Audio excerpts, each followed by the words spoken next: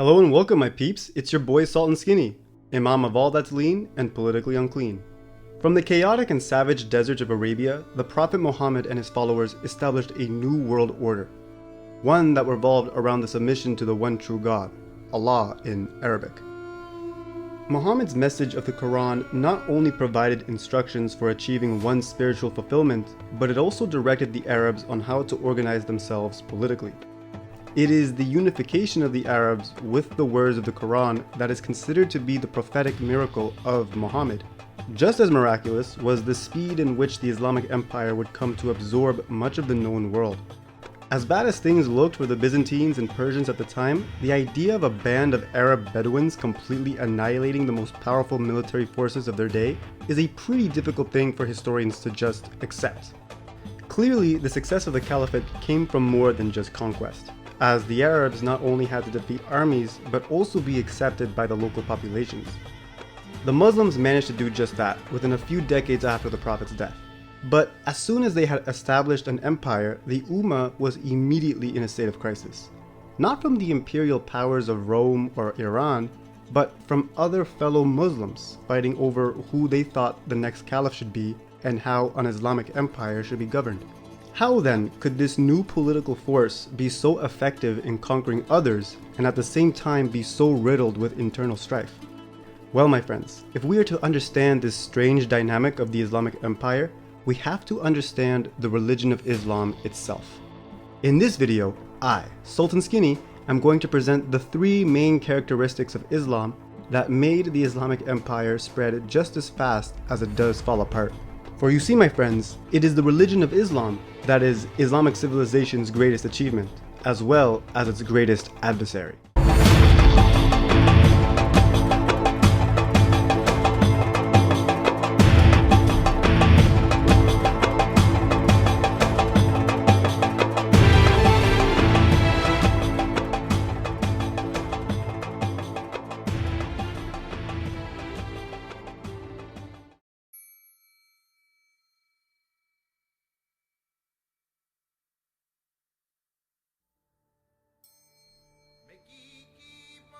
The first trait worth mentioning is Tawheed, the concept of oneness. It is the highest virtue of the Islamic faith, in which Muslims accept there is no other God but the one true God. To become a Muslim, you are required to say this in a slogan known as the Shahada. Saying this out loud is literally the one thing you need in order to be a Muslim. The simple principle of Tawheed is vital to understanding Islam, not only theologically, but also politically. Back in the day of the Prophet, the diversity of different gods only worsened the hostile tribal attitudes the Arabs had against one another. The solution to this was for everyone to follow one God, the same one God that all the surrounding imperial powers were following at the time. If the Arabs could follow only one God, they could be seen as one people. And if the Bedouins of Arabia could do that, then surely the rest of the world could. Accepting the one God of the Jews, Christians, and Sabaeans, whether they be Manichaean, Mandeans, or Sabaean, made the theological legends and stories for the Arabs very easy to sell. There are many prophets of God, but Muhammad is the last. If you say the slogan, you're free from paying a tax, being enslaved, or persecuted. As fun as it is to talk about the last two things, the most common and effective method of suppressing non-Islamic influence within the empire was the jizya tax system. Not only did it incentivize people to convert in order to save money, but for the caliphate, it also made money. If anything, having a large non-Muslim population was kind of a plus for Islamic rulers, as you can make more money out of the higher taxes imposed on non-Muslims. There is, however, a zero tolerance for pagans in Islam, as the practice of polytheism represented the ignorance of a more savage time to Muslims. The concept of many gods contradicts the notion of one God, and thus these two beliefs can never really coexist. It is really this simple notion of there being one God that the religion and politics of Islam revolves around. Thus, maintaining the oneness is necessary for an Islamic state to survive. As one people, Muslims must follow the one book, which can only be read and recited in one language, Arabic.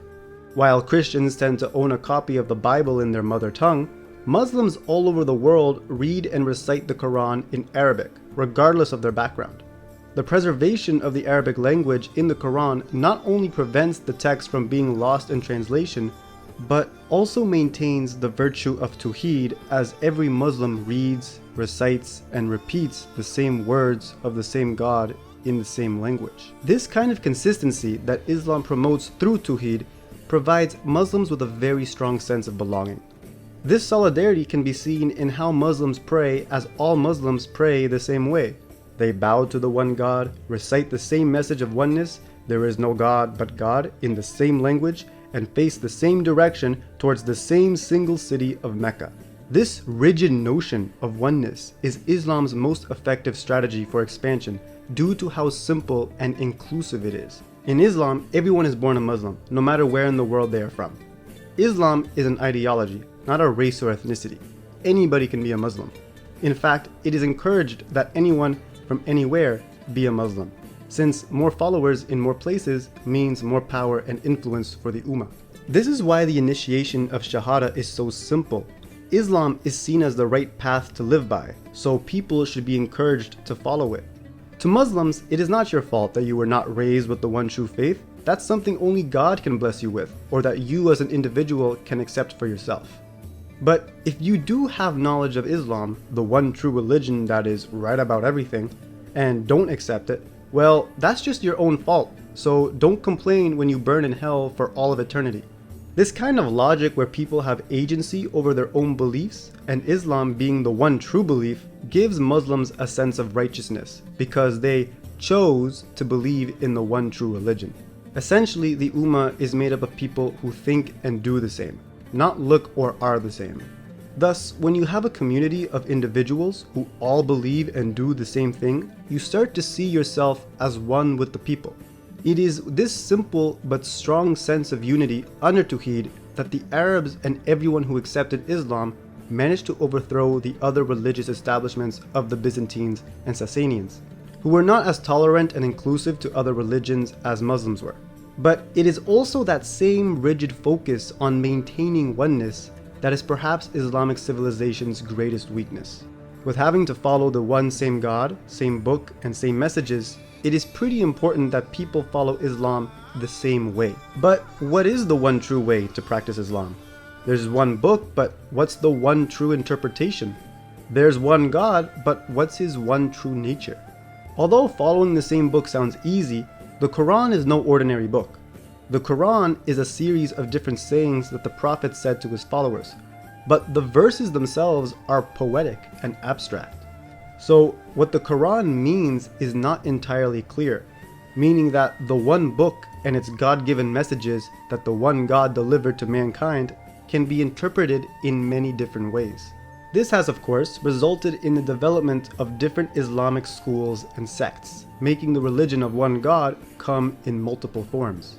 Although theological debate may enrich Islam's religious character, these different interpretations ultimately leads to schism, and as a political system that seeks to unify its people under one banner, this diversity of thought becomes problematic, especially since the thing that's keeping the community together is the oneness of their beliefs. As a result, Islamic regimes become insecure to what their followers think, as the state's authority ultimately depends on the beliefs of its citizens. Despite a rich history of accepting and encouraging theological debate within the walls of its libraries, universities, and cafes, Islamic empires have the inherent tendency to crack down on those who question and criticize the status quo.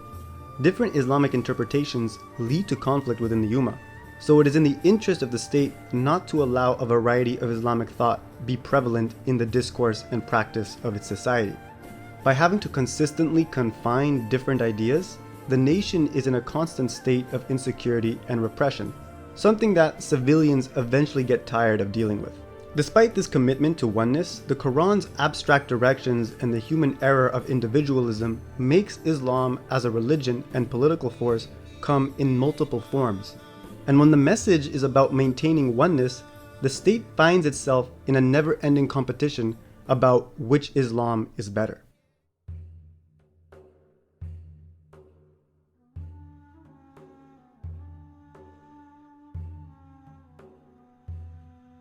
The next trait we have to talk about is the formation of a community and its leaders. Islam has a very strong emphasis in community building, so much so that the Islamic nation is referred to as a community, being made up of different people from around the world. This virtue of community can be seen within the mosque, the most Islamic of buildings. When Muhammad left Mecca for Medina, he entrusted his camel in deciding where he and his Muslim followers would settle. The camel stopped at an oasis close to the city, which would become the place Muhammad would build his house. This would serve as a home for the Prophet, his followers, and therefore for Islam.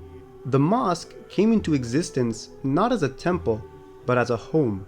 Its large courtyards and spacious interior host a wide range of activities and events Muslims are encouraged to do together.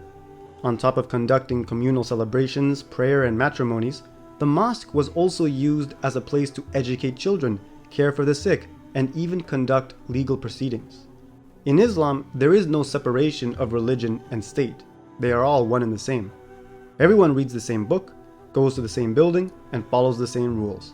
The mosque, therefore, serves more as a community center than it does a temple of worship. Having such a tight community dynamic not only keeps Muslims together, but is also very attractive for people in general, as we are social creatures who thrive off the approval and affection of others. Being part of such a cohesive community gives the individual a sense of belonging to something bigger, which ultimately is what all religions do. But Islam is much more extreme than other religions when it comes to maintaining this communal bond.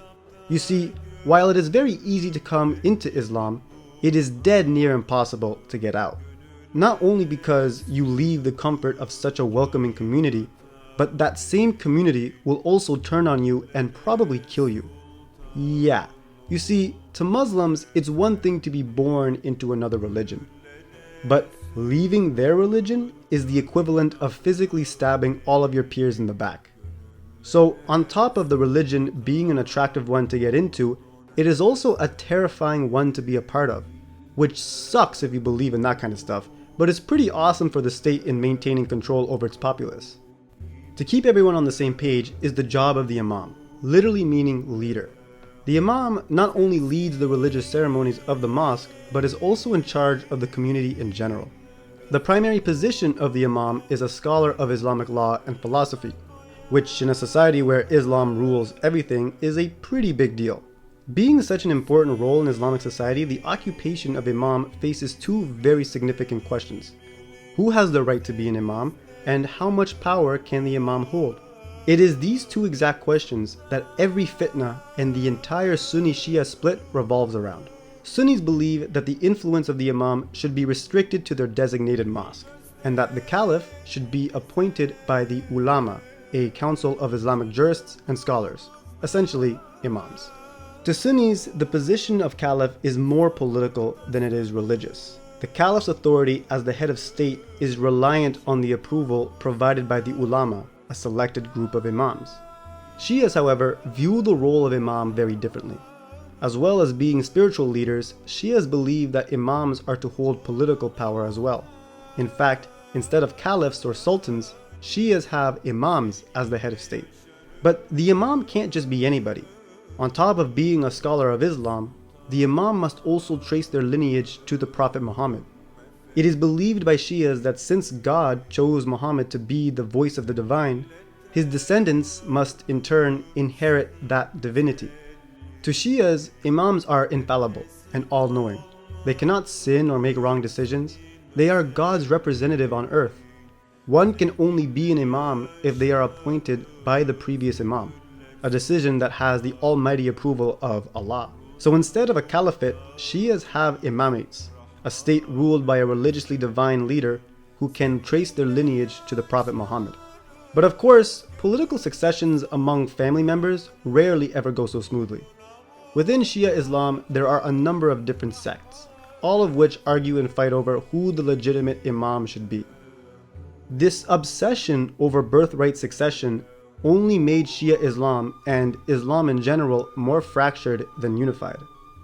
Although Islamic civilization has managed to raise some of history's greatest leaders and politicians, the question over who is to succeed those leaders only stunts the Ummah's growth. With no real guidance for how to appoint a new leader, Muslims end up fighting over who that leader should be, making the Islamic State a very unstable one. This culture of instability, however, is not entirely a product of Islam, but rather what Islam was a product of.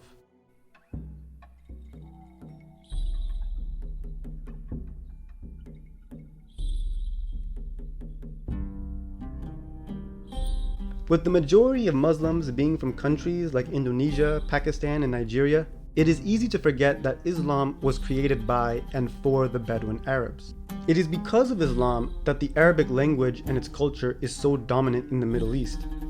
The Arab invention of Islam is in many ways the basis of Arab culture and identity. In fact, being Arab is often conflated with being Muslim, despite many Arabs being Christians, Jews, and even non-religious. Since Muhammad and the original Muslims were Arab Bedouins, it should come to no surprise that the Islamic faith inherited the cultural traits of its founders. Many of the customs and practices of Muslims come from the nomadic lifestyle of the Arabs. The Quran's poetic verses come from the rich oral tradition of the Bedouins. The warm welcome and generous hospitality any mosque would give you comes from the Bedouin virtue of diafa. Being allowed to have more than one wife is also an Arab trait, but Muhammad found it necessary to limit that to 4 maximum, a rule that even he was too Arab to follow. Islam's Bedouin background not only made it easier for the desert people of Arabia to accept the religion, but it also in turn accommodated other nomadic cultures. Despite being the largest empire of their day, much of the land seized by the Caliphate displayed very little resistance. This is because places like North Africa and Central Asia have very few cities and a generally nomadic population. These people, whether they be Amazigh, Mongolian, or Turkish, accepted the Islamic faith very quickly because of its nomadic appeal.